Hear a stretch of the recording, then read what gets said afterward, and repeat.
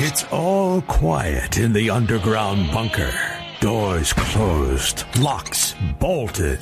But the Great One isn't just resting on his laurels. He's making sure your weekend is even better by giving you his best. This is the best of Mark Levin. You know, America, we spend an awful lot of time in this country responding to an unreality created by the people who hate America, created by people who get sucked into the narratives that are pushed out there each and every day, including this issue of flag burning in the First Amendment, and I will return to that. You're in the right place at the right time.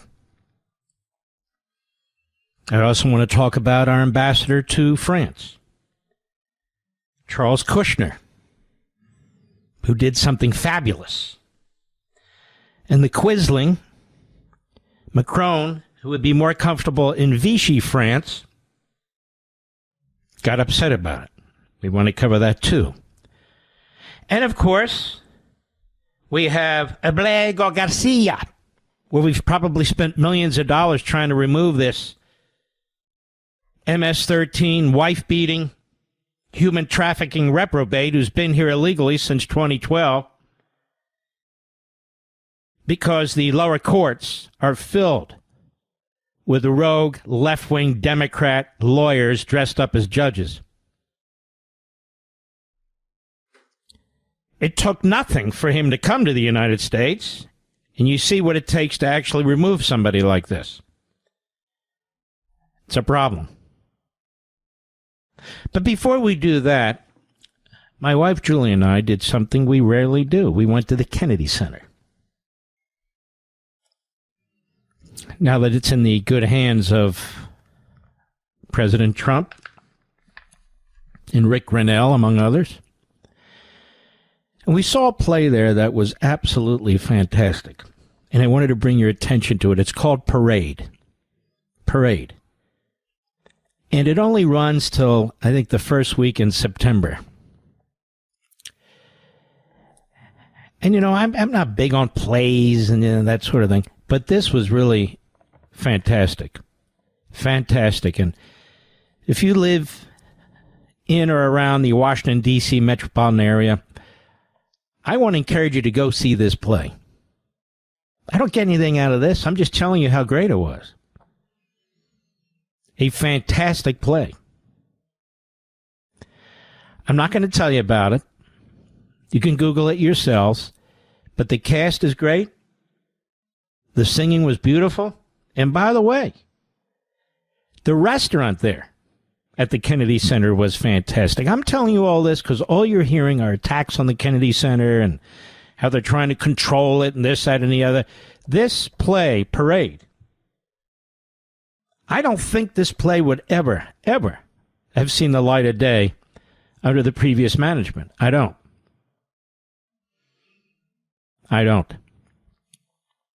So again, the play is called Parade. The crew is magnificent. The singing is magnificent. If you want to go dine there before you see the play, I strongly recommend it. It's some of the best food we've had. I'm telling you the truth.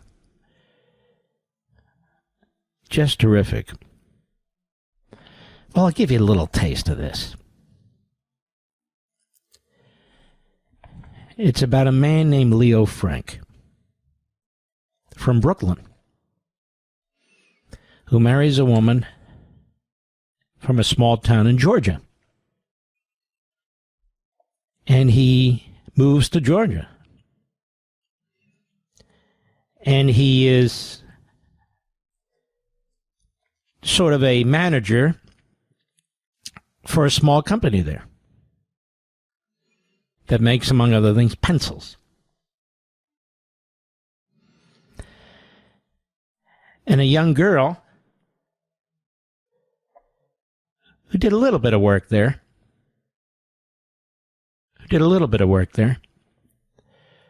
she's murdered.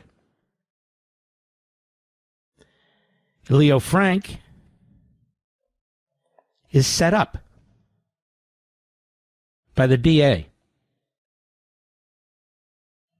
by the DA. Leo Frank is Jewish. His wife is Jewish. A very heroic and gutsy governor. I'm not going to get into the details.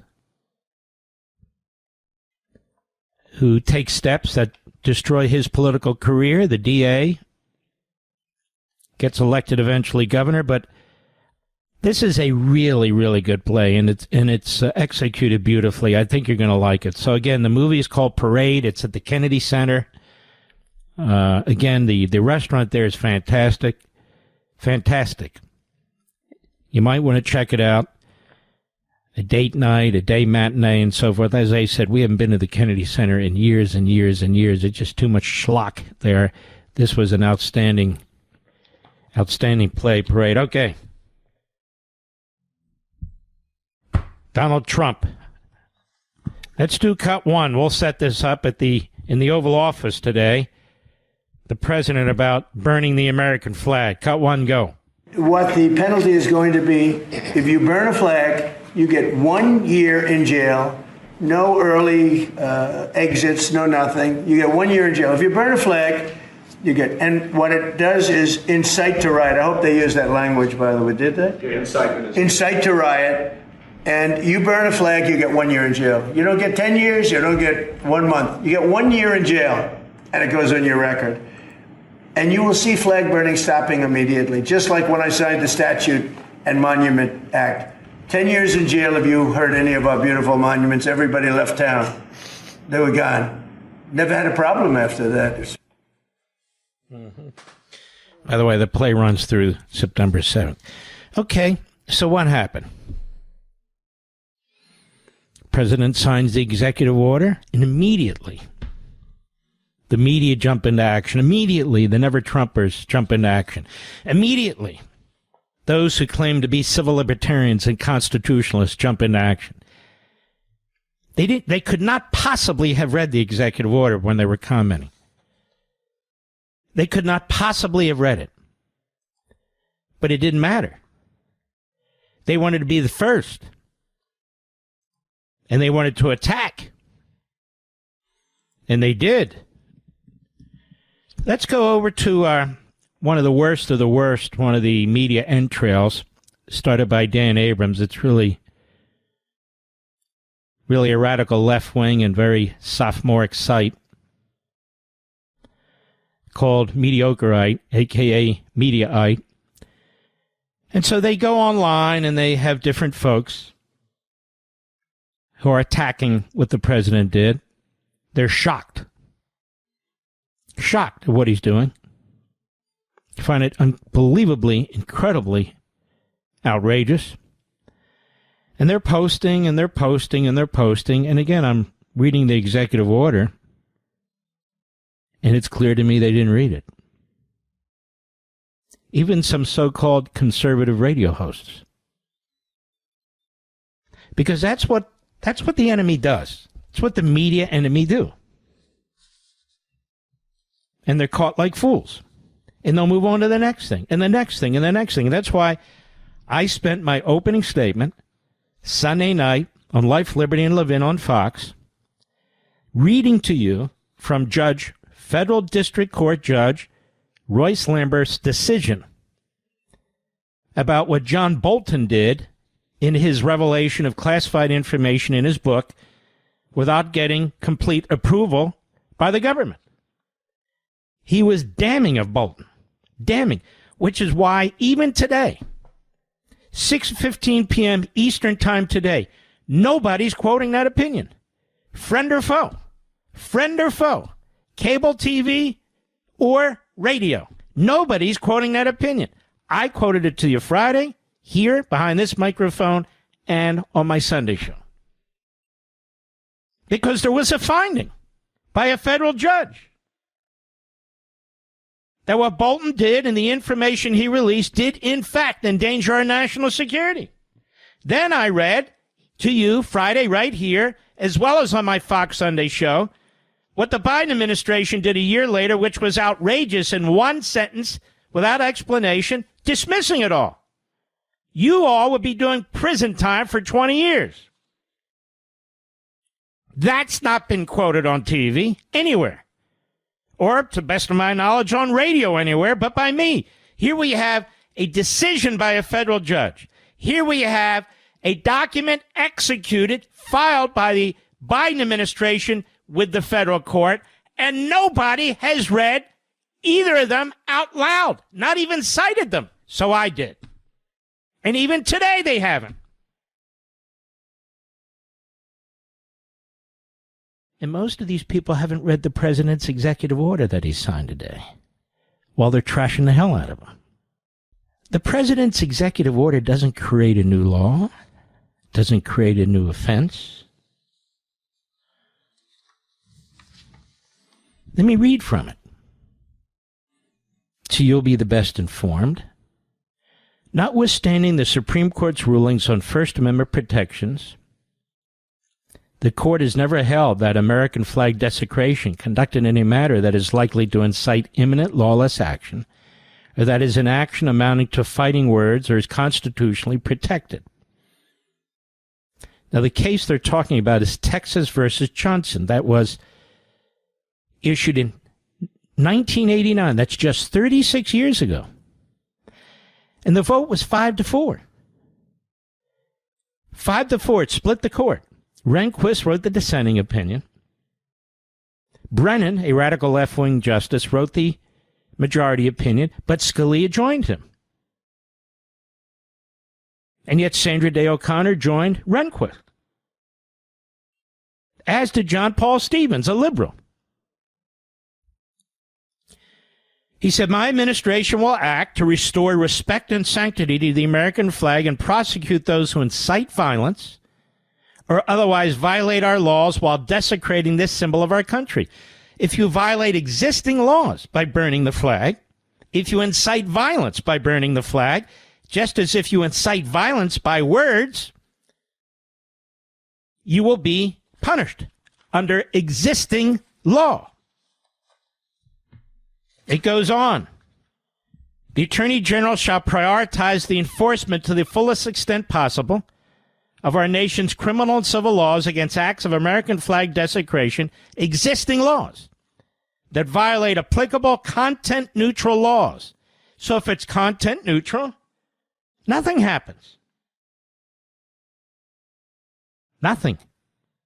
While causing harm unrelated to expression consistent with the First Amendment. This may include, but is not limited to, violent crimes, hate crimes. So if you burn a flag, let's say on the grounds of a church or a synagogue or the NAACP or something like that, that could be a hate crime. Illegal discrimination against American citizens or other violations of American civil rights and crimes against property. You grab my flag and burn it, that's a crime against my property.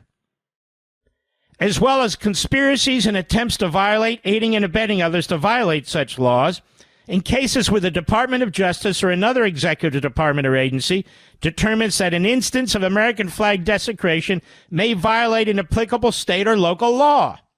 An applicable state or local law, such as open burning restrictions, like environmental laws, disorderly conduct laws, like you jump into the middle of a bridge or a street and you light the flag on fire and you're waving it, or destruction of property laws. Again, you take a flag off a public building and you burn it. The agency shall refer the matter to the appropriate state or local authority for potential action. And if you're here on a student visa, if you're here with a resident permit, something of that sort, and you're burning the American flag, well, you may face deportation. But the First Amendment, you're here on a privilege and as a guest. Only in recent months have somehow the media and judges conferred rights on non-citizens that they've never had before. So this is not new ground. What the president is saying, however, is, and what is new, is that we will prosecute where we can under existing law. He's not violating any Supreme Court ruling. Mark Levin.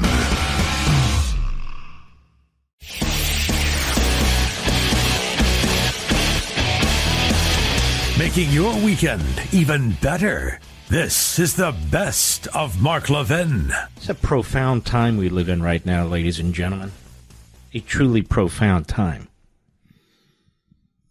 I've never seen anything like it, and I say that in a good way. Oh, there are dark clouds. Don't get me wrong, there are grave things happening with the Marxists and the Islamists, no question. With the cancer, the poison that is anti-Semitism and anti-Americanism. But the question the media pundits keep asking is, what is happening to the Democrat Party? What is happening to the Democrat Party? This is a question that radio and TV hosts and pundits are asking themselves. What happened is that the people, you've learned a great deal about the Democrat Party and its ideology, or should I say ideologies, over the years, and you don't like it. As I say over and over again, ideas do have consequences. Educating and reading remain crucial. Unfortunately, too many people with microphones and TV cameras have forgotten about this. Scholarship, history, philosophy still matter. They've always mattered. It's called getting back to basics, getting back to our founding principles, beliefs, and values, and exposing those who seek to pervert, undermine, and destroy them.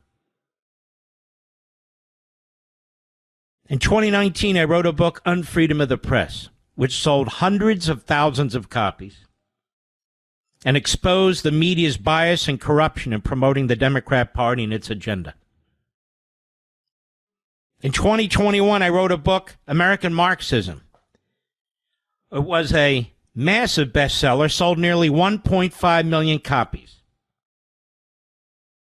It exposed the Marxist influence in our culture and society, and the Democrat Party's role in promoting it. In 2023, I wrote a book called The Democrat Party Hates America, my longest book, which sold hundreds of thousands of copies and exposed the long, poisonous history of the Democrat Party. And as you know, as is my practice, I spent considerable time on radio and TV discussing these books and my research and my arguments. I'm an activist. I'm on a mission. I've always believed that the more we become informed, especially over time, the truth reveals itself to the many. This is why I write these books. I'm asked in these interviews I do by these wonderful hosts, why do you write these books? This is why I write these books. Here's the truth. The written word is much more powerful than the broadcast medium, although both are important. But it also helps explain why so many in the broadcast medium keep asking me what has happened to the Democrat Party. We, the people, are in the know. That's what has happened to the Democrat Party. The Democrat Party is struggling and failing because it stands for virtually everything most Americans reject.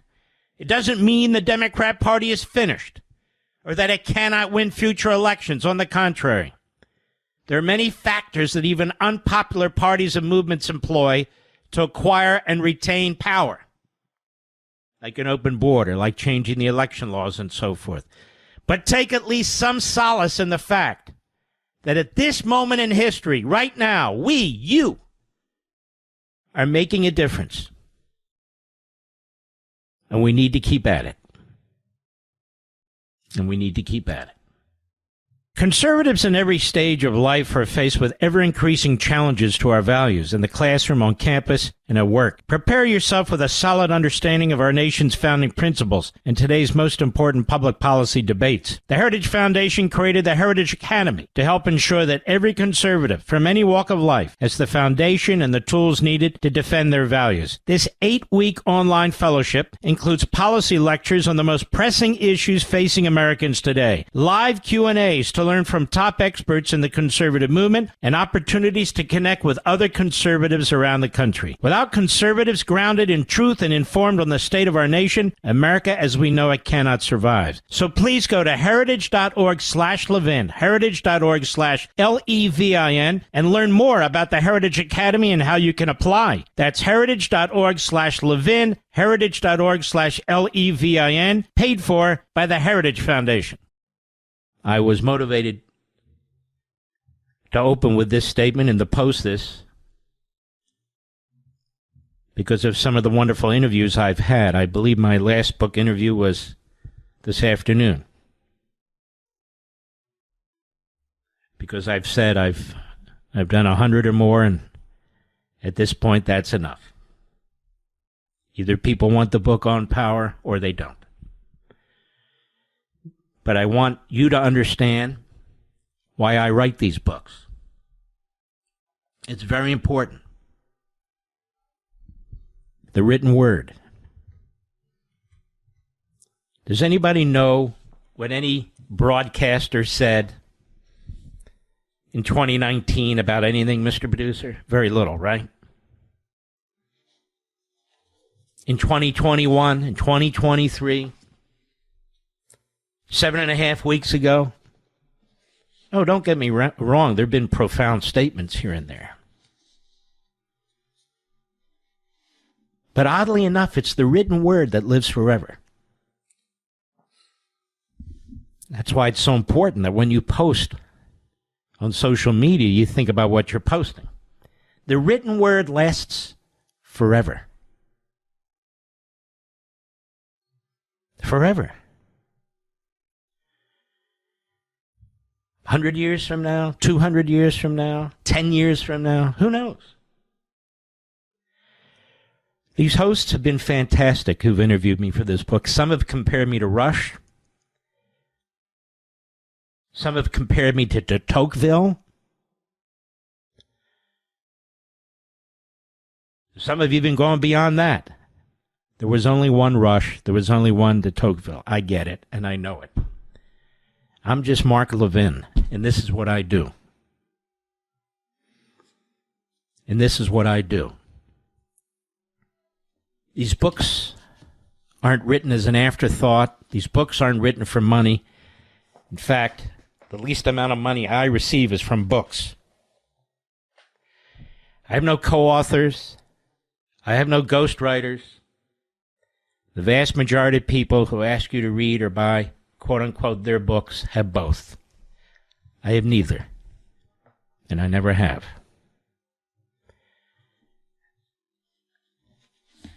I just can't bring myself to come to you and my radio audience, TV audience, and encourage you to do something under false pretenses. I can't do it. I can't do it. You know, in Men in Black, my first book, where some of my friends helped do the research, you'll notice in the acknowledgement section I said their names and thanked them. But you'll notice that in the vast majority of my books, I don't do that. Because I do the research. All of them. It is important to me that if I'm going to try and make a case to you, that it's my case that I'm making to you. Mr. Producer, you can open your microphone. How many people write my monologues? 0. 0. And Rich, you've been with me how many years? About 22. 22 years. You can ask the people who I work with on Blaze, my producers. You can ask my producers at Fox on Life, Liberty, and Levin. How many people write your monologues, your opening statements? None. 0. That's not really that important. What's important is the content, I hope. I think that's the goal. 23 years behind this microphone, right, Rich? Is that what we figured out? 23 years. I do things a little differently. Depends on the day. Depends on what's happening. But I spend a lot of time on history and philosophy and books. And for the most part, program directors and general managers who run stations or a group of stations, they've understood this. The show's different. It's different. My Fox show is different. I have 2 guests, sometimes 1 guest. Long-form interviews. Not a machine gun process of guests and issues and this, that, and the other. And you have reacted very positively over the years to this. What I'm saying is the Democrat Party has been exposed in part by us.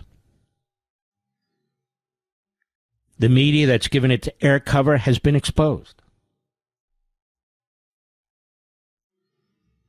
The ideology that moves that party, that is that party, what I call American Marxism, and I would now add Islamism and anti-Semitism, has been exposed.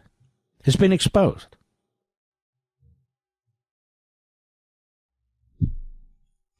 And the Democrat Party's history of bigotry and racism and anti-Semitism and so much more has been exposed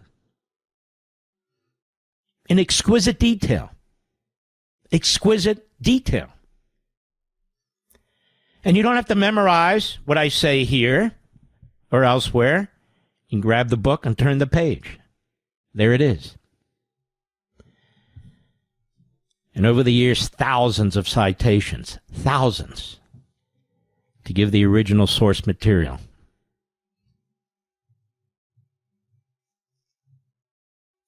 The reason the Democrat Party is having problems figuring out who it is today is really not an issue of figuring out who it is today. It has, from its very beginning, been a party that has rejected Americanism. From slavery to segregation, to Marxism, Islamism, and anti-Semitism. None of those things are Americanism. None of them. None of them. CRT, 1619 Project, DEI, rejecting merit and individualism. That's not Americanism. It's the opposite. Secularism, massive bureaucracies, centralized government programs. That's not our founding. That's not who we are. That's not what makes America great. That doesn't nurture the individual. That doesn't give breathing room to an individual's free will. We are the sovereign. That's not Americanism. Wokeism and all the rest of it. They've been exposed.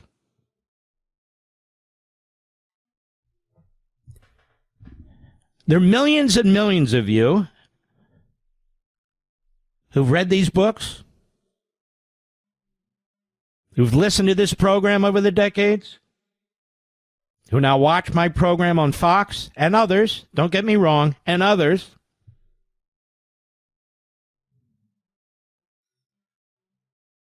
You are citizens. You are involved citizens. The fact that you even listen to this program, the fact that you listen to this program and not something else at the same time, all the alternatives that you have, says a lot about you and your priorities and what's important to you. The fact that millions of you have purchased my books says a lot about you. When people say books are done, they're so blasé.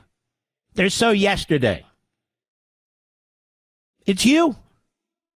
You make the difference. Why do I do 3 book signings? I don't have to do any book signings. Because I want to hear and see people, look them in the eye, hear what they have to say. At the Reagan Library,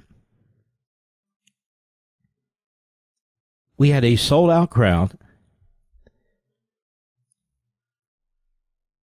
The library, which is a huge library, a fantastic library, I encourage you to visit it.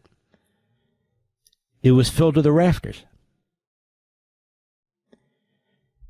And almost to a person, they said the same thing. We like it when you discuss history and philosophy. We like when you discuss this and that. People are already reading the books as they stand in line. Same with the Barnes and Noble group at Reston. Same with the others. And so I believe it has an impact. It has an impact over time. So when hosts and pundits are asking, what's going on? What's happened?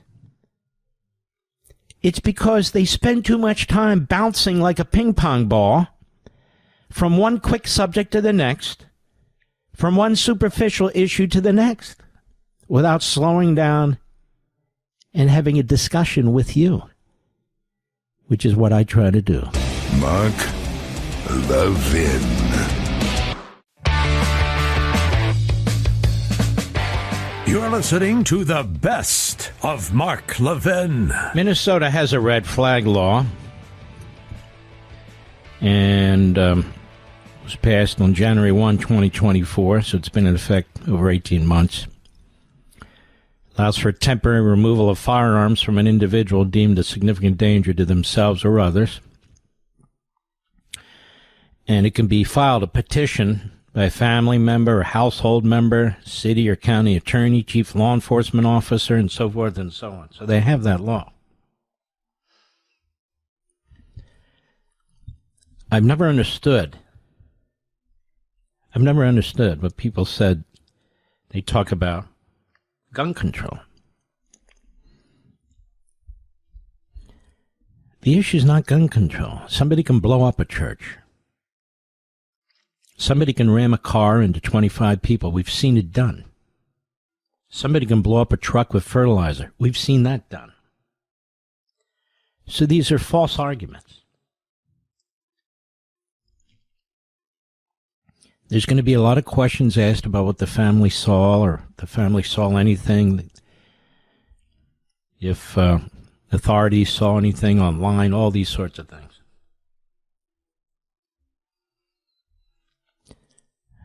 But what's happening, I think, more broadly, is the attack on faith.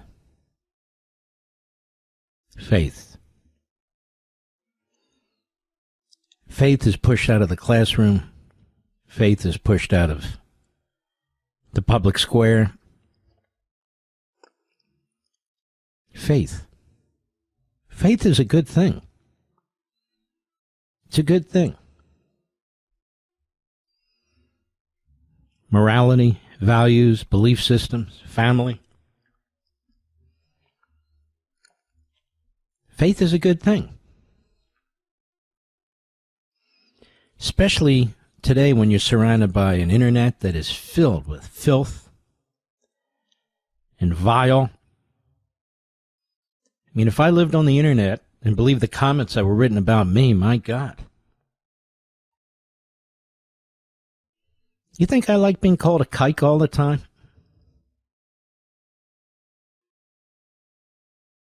Or a heeb? Or worse? Who are these people? Who are they? I've been on the air a long time. I don't do a lot of stories on transgenderism, do I, Mr. Producer? In fact, I don't think I've ever done a story on transgenderism. Maybe I have. It's one thing, parental notification, parental consent, transgendering children. I have a real problem with all that. But once somebody's an adult, it's really none of my business. As long as people don't seek special rights or subsidies, it's really none of my business. How often did I talk about gay marriage, even before that was viewed as constitutional, Mr. Producer? Almost never. You know, I have my own belief systems, but I'm not a preacher. I'm not a rabbi. not a pastor. I leave that to you and your faith and where you go to worship and your belief system. But what I do know is whatever your faith, faith is important. I'm not talking about Islamist terrorism. I'm talking about faith. Faith that's gone through Reformation, which is crucially important.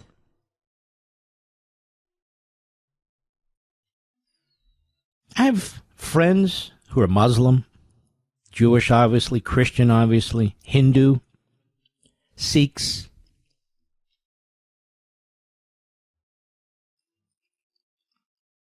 Great.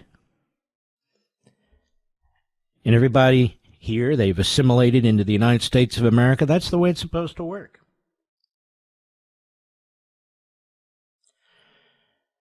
That's the way it's supposed to work. I had an editor for the longest time who was gay. I didn't care. Why would I care? I don't care. I just don't care. Call me what you will. I spend virtually no time on this program getting into these issues. But we do talk about God here. And I have written books that emphasize God as the sovereign. We as his children, as the nation was founded. I think it's very, very important. Otherwise, there's a gap in your life that needs to be filled. And it can be filled by very bad things. Very bad things.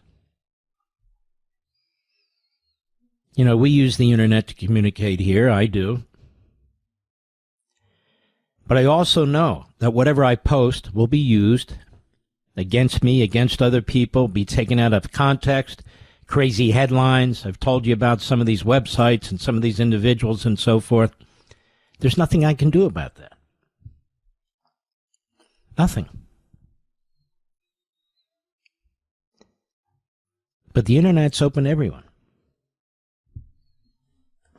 including very diabolical and evil people. Or people who are really seeking to do horrible things. So when the mayor says, or TV people say, I don't care about prayer, or forget about prayer, prayer's not enough, and so forth and so on, they're missing the point, aren't they?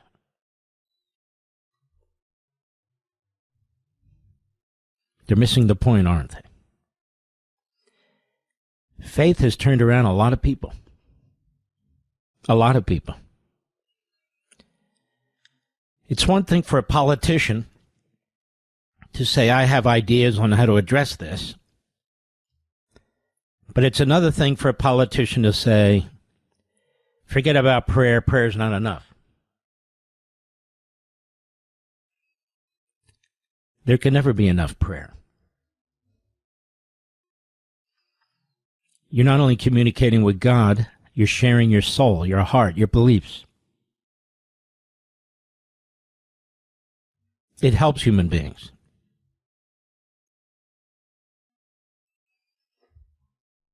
And politicians want us to keep relying on them.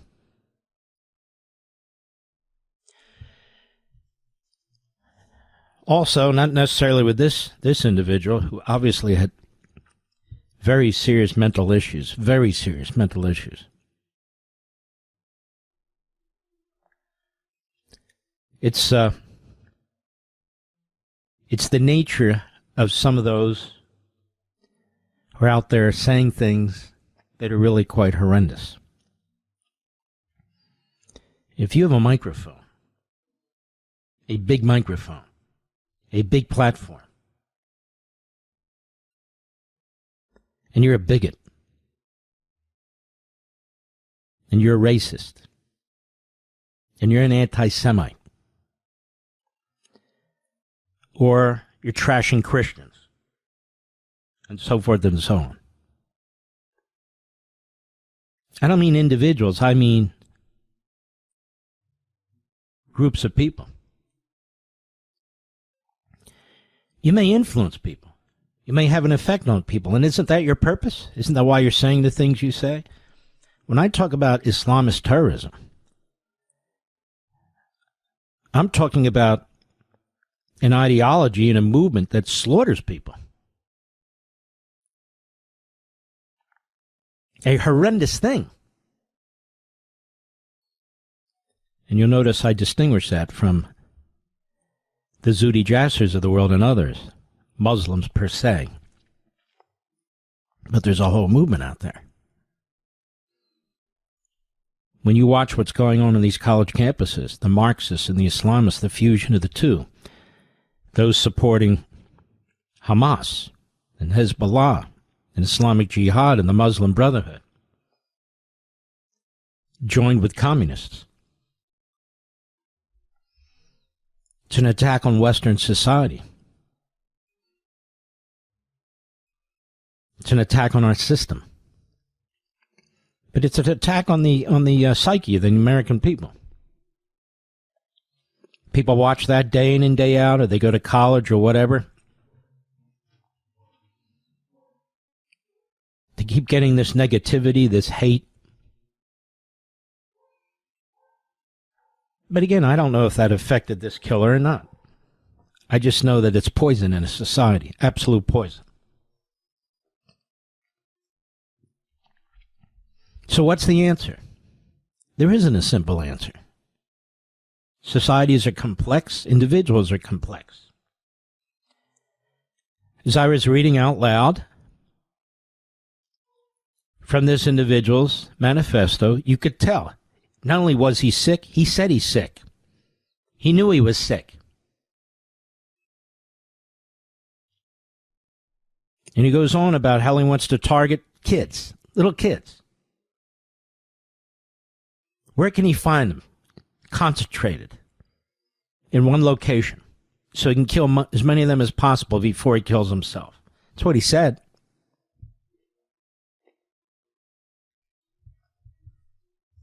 So they have a red flag law in Minnesota.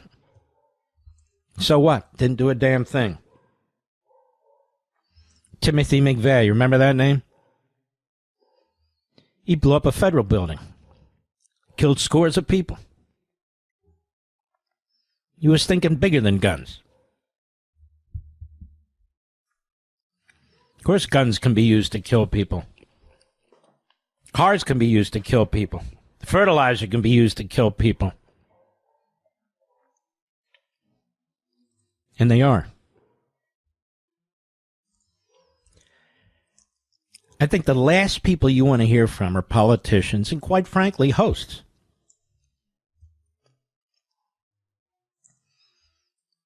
Because they don't have answers either. I don't pretend to have answers. I know what won't work. I know what won't work.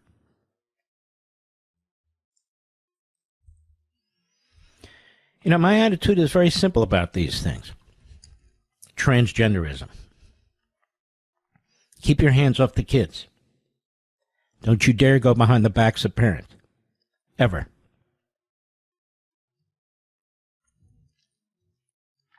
If you're an adult and you don't hurt anybody else, what am I supposed to do? What are you supposed to do? I don't think we should mainstream it because it's not mainstream. It's not mainstream. So I can do a show on it, but what am I going to do? Show on it.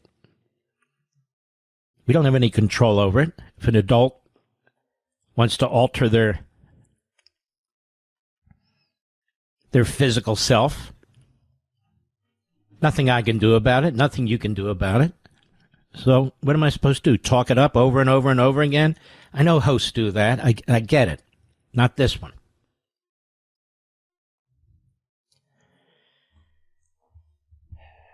So there is no easy answer. Many of these cases are individual cases. We don't know what happened to this kid. Maybe nothing happened to him. Maybe he was brought up very properly. His mother seems perfectly fine, and just from what I'm reading. Mark Levin.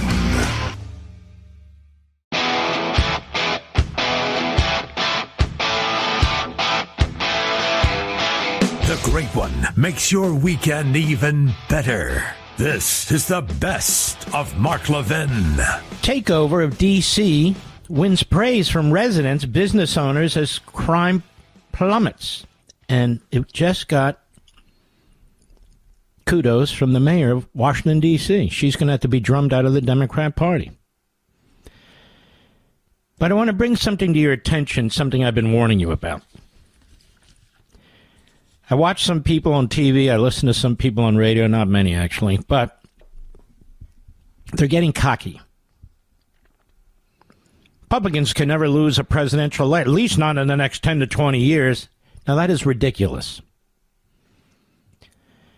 So Blaze Media, which is a very good site if you want to check it out, theblaze.com, Democrats' shocking victory in Iowa raises alarm for GOP Courtney Wheel at the Blaze. Caitlin Dray easily defeated her Republican opponent in a district Trump won by double digits less than a year ago. A Democrat easily won a special election in a deep red Iowa State Senate district on Tuesday, raising serious concerns for Republicans in the state and across the country. According to unofficial reports from the Woodbury County Auditor's Office, Democrat Caitlin Dray, a 37-year-old activist for abortion rights and gun control, soundly defeated Republican Christopher Prosch for the open District 1 Senate seat, representing the Sioux City area, 55 to 44%. Donald Trump carried Woodbury County by 23 points less than 10 months ago. Once Dray is sworn in office, Republicans will no longer hold a supermajority in the Iowa Senate, as they have for the past 3 years.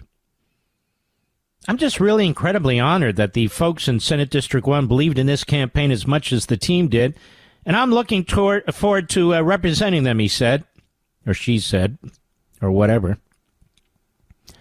The leftists in politics and the media crowed much more loudly, flaunting the results as a harbinger of things to come in 2026 midterms and beyond.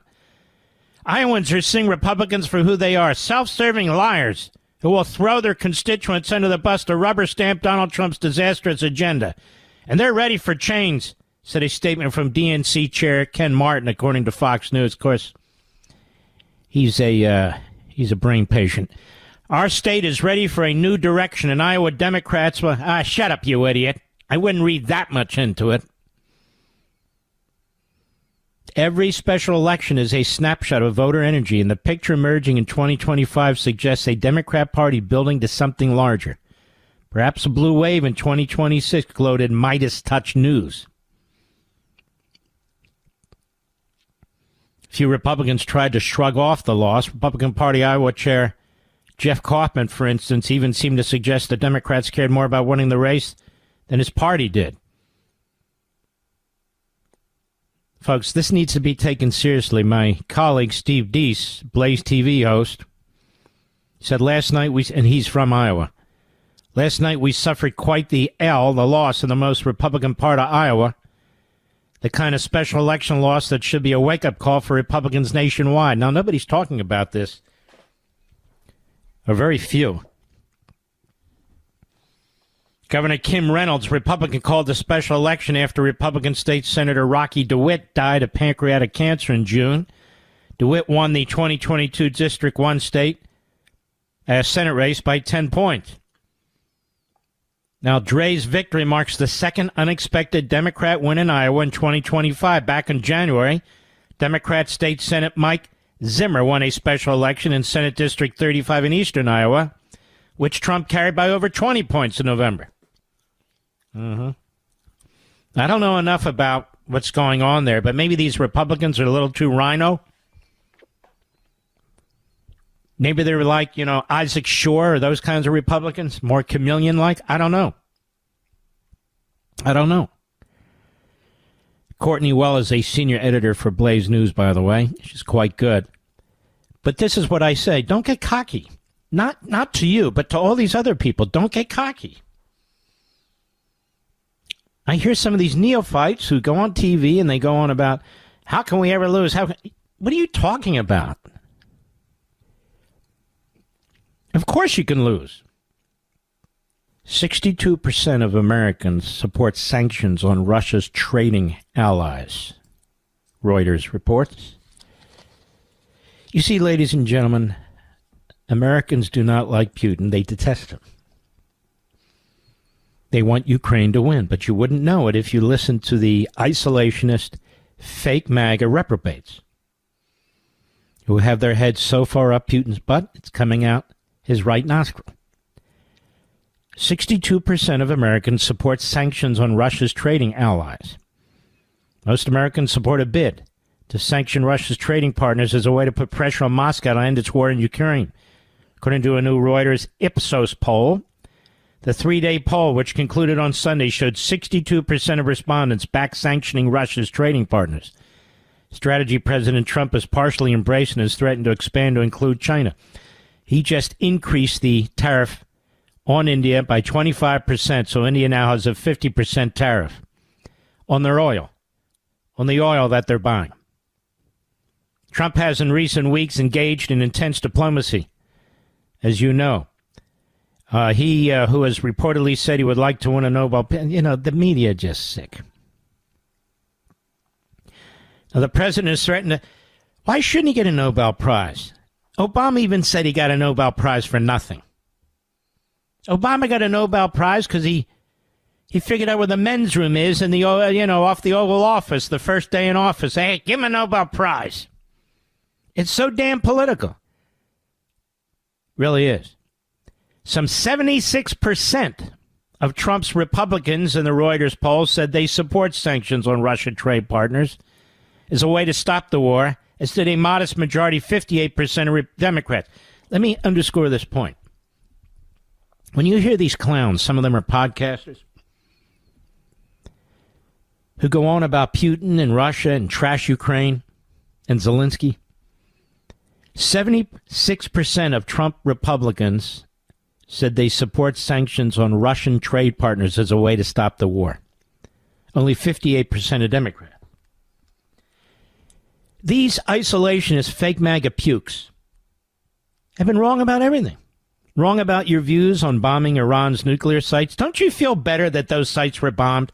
Seriously. Don't you feel better about it that they don't have nukes? The Reuters poll gathered responses from 1,022 U.S. adults nationwide and blah, blah, blah. I thought you'd find this interesting. Because you might have thought 76% of Democrats were in favor and 58% of Republicans. No. 3 out of every 4 Republicans said yes, sanction Russia's trade partners. In other words, to crush Russia economically and get them to stop attacking Ukraine.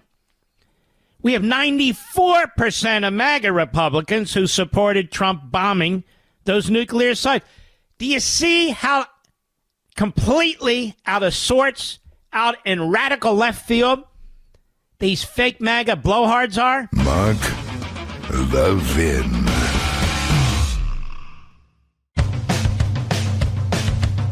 We're giving you nothing but the best of Mark Levin. I've been thinking about our discussions about the shooting in Minneapolis, and I kept thinking about it, and there are no simple answers to this. People think they have answers, and they don't. And the proof is, as they say in the pudding, that is, there aren't going to be any real policies implemented that will necessarily find somebody like this before they commit these kinds of acts. Sometimes we will, sometimes we won't. Life can be very difficult. It can be very difficult. And there are evil people that do evil things. And sometimes they're able to accomplish what they want to accomplish. In fact, if you look throughout world history and mankind, can give you example after example after example. It doesn't mean you don't try. But people who walk to microphones in front of TV cameras, whether they be hosts, guests, politicians, they don't have the answers. They just don't. A wonderful discussion. I wish I remembered the lady's name who called into the program. We talked a little bit about the idea of courts, what can courts do, and I explained, perhaps not adequately, why our courts should pretty much stay out of religion, except to ensure that we can practice our religion,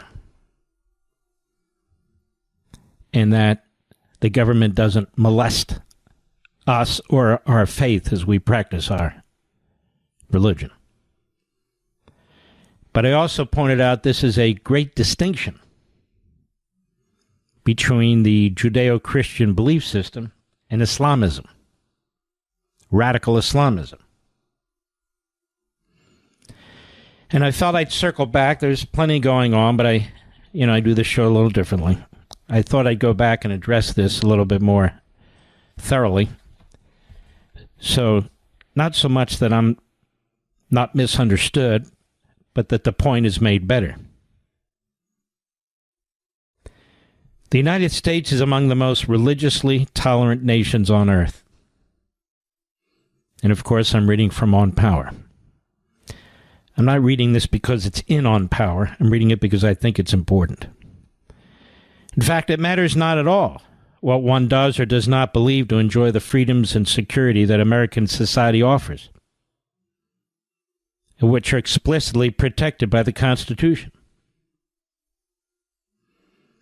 The first sentence of the First Amendment declares Congress shall make no law respecting an establishment of religion or prohibiting the free exercise thereof. Now, I should say to you folks, these two substantive policy positions in this one sentence are massively important. Congress shall make no law respecting an establishment of religion. That's not the case with radical Islam. Or prohibiting the free exercise thereof. That's not the case with radical Islam. Now, the reason is the distinction recognized in American society between the relationship of faith in the individual, faith in the community, and faith in the actual operation of government. In short, faith properly understood creates a spiritual, moral, psychological foundation.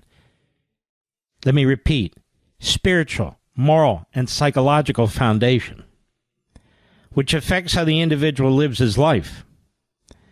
In America, it's typically a moderating force in one's life, checking the excesses of the darker side of humanity, which in turn contributes to the civility of society. Let me repeat this, because I think it directly addresses the horror that took place, and it was horrible.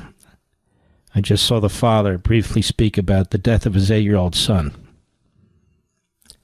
In short, faith properly understood creates a spiritual, moral, and psychological foundation, which affects how the individual lives his life.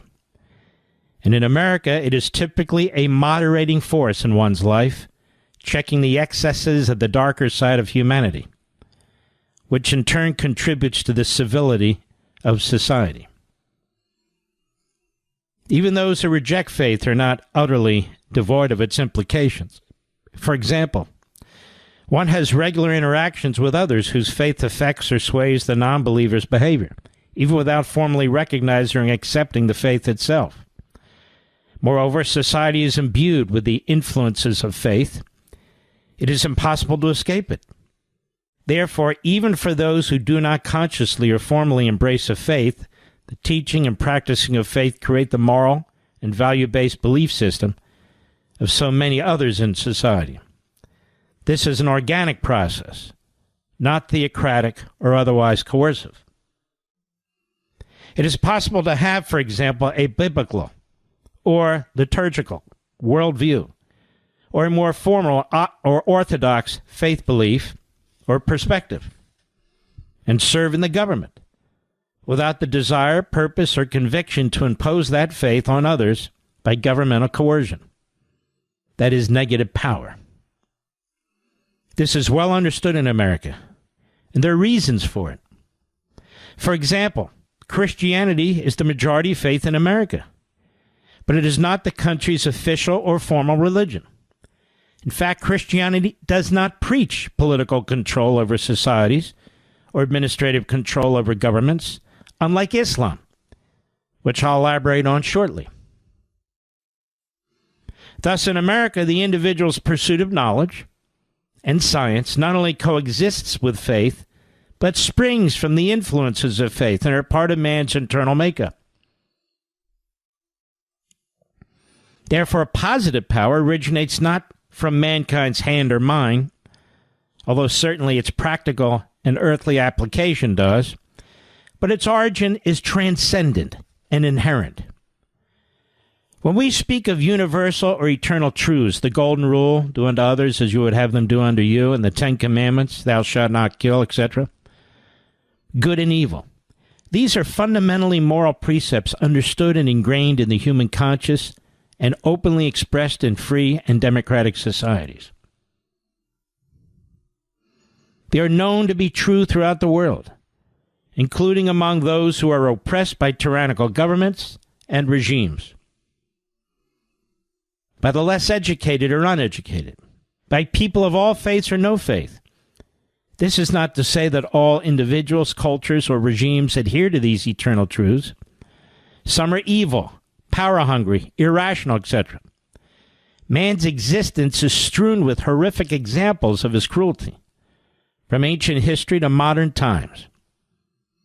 And of course, man's imperfection is both well known and well established. But knowing what is right from wrong, for instance, is distinct from doing what is right rather than wrong. The examination and understanding, or at least the desire to understand what makes positive power and its differentiation from negative power, do not end here. In addition to its references to natural law and the Creator, the Declaration of Independence drew from the knowledge of philosophers, among others, and their conception of society and mankind. For example, on May 8, 1825, a letter to Henry Lee, Thomas Jefferson, the original author of the Declaration, explains, when forced to resort to arms for redress, an appeal to the tribunal of the world was deemed proper for our justification. This was the object of the Declaration of Independence, not to find out new principles or new arguments never before thought of, not merely to say things which had never been said before, but to place before mankind the common sense of the subject, terms so plain and firm as to command their assent, and to justify ourselves in the independent stand that we compelled to take. Neither aiming at originality of principle or sentiment, nor yet copied from any particular and previous writing. It was intended to be an expression of the American mind, and to give to that expression the proper tone and spirit called for by the occasion.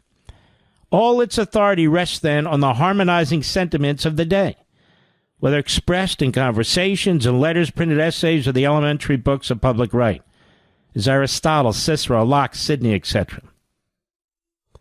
So importantly, I write, America, like much of the West, was born from the fusion of faith and enlightenment. Faith and enlightenment. As such, while faith is distinct from government, the latter being the organization of law by and through man-made institutions, the fusion of which I speak informed the authors of America's Declaration and Constitution on the prudent and humane order of governmental affairs. Now, I understand that my beliefs and observations thus far in this chapter will not be shared by all, although they will be shared by many, if not most. And my purpose is not to reach some kind of impossible consensus, or to preach about religion or faith, since others are far more capable than I in that regard. Rather, I am sharing what I intuit and reason, what I have learned, observed, and experienced, to describe the essence of a just and humane society. and its relationship to what I call positive power. Now, by contrast, for example, political Islam, as Dr. Zuhdi Jasser, as he explains it, seeks the centralized control of the mind, body, society, and government. He explains Islam has yet to go through an enlightenment and reform against theocracy and for individual liberty and universal human rights. The dominant establishment of the Muslim community in the West and abroad supports Islamism and its believers, the Islamists. Like theocrats, Islamists and their sympathizers see faith as monolithic and do not tolerate diversity of interpretation. Jasser argues that the people of the Muslim faith deserve much better than this. He notes that the vast majority of Muslims are still a constituency that are not spoken for by anybody. He says hopefully we can grow out of bandwidth to do that. Now a little bit more. Alexis de Tocqueville put it this way: Muhammad professed to derive from heaven, and he has inserted in the Quran not only a body of religious doctrines, but political maxims, civil and criminal laws, and theories of science. The gospel, on the contrary, only speaks of the general relationship of men to God and to each other, beyond which it inculcates and imposes no point of faith. Indeed, in America today, Jasser notes that Muslim Brotherhood legacy groups like the Council on American Islamic Relations, Islamic Society of North America, Islamic Circle of North America, Muslim Students Association, and Muslim Public Affairs Council do not accept that devout Muslims exist who reject their ideas. Their ideas. So I've read enough from the book. I read from page 45 to page 50 on the chapter called Positive Power. This is the environment, the context in which I was talking last night. That really the courts have no business imposing any faith on anybody. The business of the courts is to make certain that you can practice your faith. Share it with hundreds, thousands, millions of people if you wish. And that the faith, the Judeo-Christian belief system, is the foundation of the nation. Tolerance. Tolerance. And this is why I said I feel there's just not enough God in society. That the secularists, whomever they are, whatever category, have forced God out of the public square. And there's no compulsion in the Constitution to do that.